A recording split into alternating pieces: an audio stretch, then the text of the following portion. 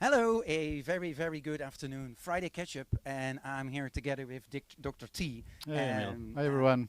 I'm really, really honored to have.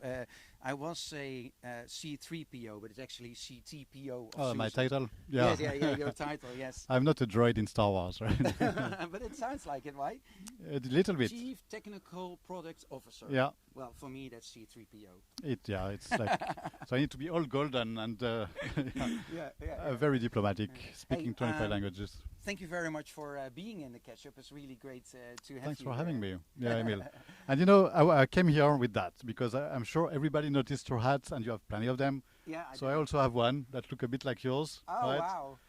And it's very old French style kind I of like thing it. as well. So I I like need it, like yeah. red, and I look very French, but I like your hat, so I got one as well for me. Thank you very much. Hey, Thomas, when we opening the Ketchup, we were listening to "I Want Out of Halloween." Yeah. Can you explain me why? So because I love music, I love guitars, and this is a heavy metal band from Germany as Okay. well. Halloween, very well known in the, like for people listening to metal. Yeah. And I Want Out, maybe the title is not the best one, but the music is great, and I saw them many times live as well. Yeah. They're old guys now and Mhm. old people, but it's pretty cool. Yeah. And your kids like them as well? Yeah. Some of my kids, not all of them. Not but, all of them. yeah, I got one. Yeah, they Okay. do. Really cool. Hey, and we're both working for SUSE, a open source company. We talk about open source a lot in the Ketchup. In fact, I try to have the topic mostly focused on open source. But you, as the CTPO of SUSE, can you explain to us all so that my mother would understand Oh, wow. why is it important that SUSE is all about open source? Yeah. So, yeah, for your grandmother or your mother? My mother, Okay. and she does speak a little bit of English, so Okay.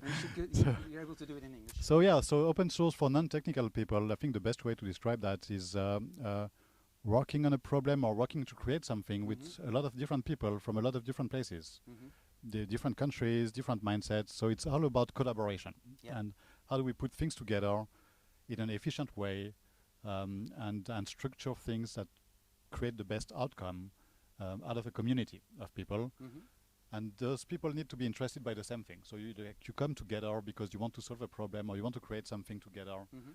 and go in the same direction, and then putting mechanisms in place for that to work, because it's not that easy. I mean, even with the best intent, Mhm. if there are too many people on a problem, it's not easy to organize. So there are ways to structure that in the open source communities, the open source foundation as well, to make sure that it's not the loudest voice that drive a project, but everybody can contribute and move it forward. So I'm not sure that's good for our Yeah, model. no, but I think it is. I think it is. But then everybody who's using a computer at home, they are using either a Windows or an Apple machine.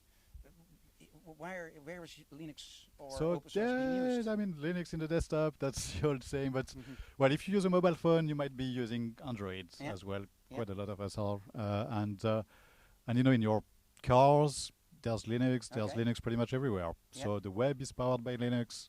Netflix, not no names, but like streaming services are powered by Yeah. Linux.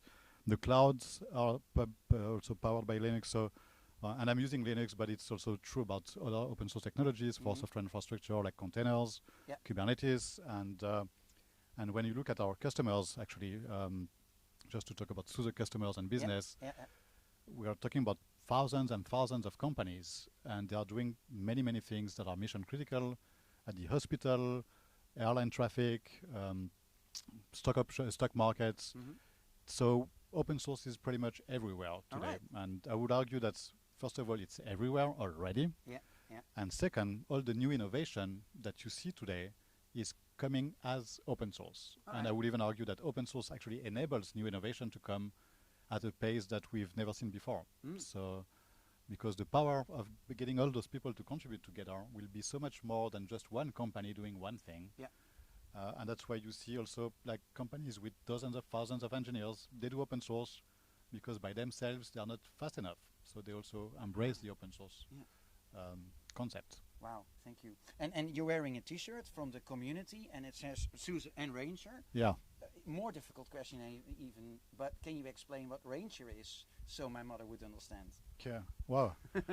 So can I explain system container to your grandmother? So Rancher is actually a solution to manage your applications. I would Uh-huh. put it that way. So, Yeah. like, it's almost like undistributed applications. So today, the applications are not only running on your smartphone or on your computer, on your No. laptop, they are distributed. So they are running in the cloud, they are running at the edge. So for instance, if you go to a ATM or if you get some cash, Mm-hmm. you have a mobile app for your bank, so it's on your mobile phone, but there's also systems across your country to get transactions, so it's all distributed. So the applications are running not in a single place anymore, they are running everywhere, and Rancher manages that. So it helps you to manage compute or applications to be running in different places. And then, for instance, if it's Black Friday, there are peaks of usage as well in many of those applications, or if it's, I don't know, Friday nights for pubs or for music, then you've got a peak of usage. And then with Kubernetes, which is one of the technologies that Rancher manages, you can also scale based on the needs. So the more there's a need to do something, the more you can automatically scale without human intervention with Rancher. All right. Okay. Well, thank you very much. I learned a lot this last, well, I think 5 to 10 minutes.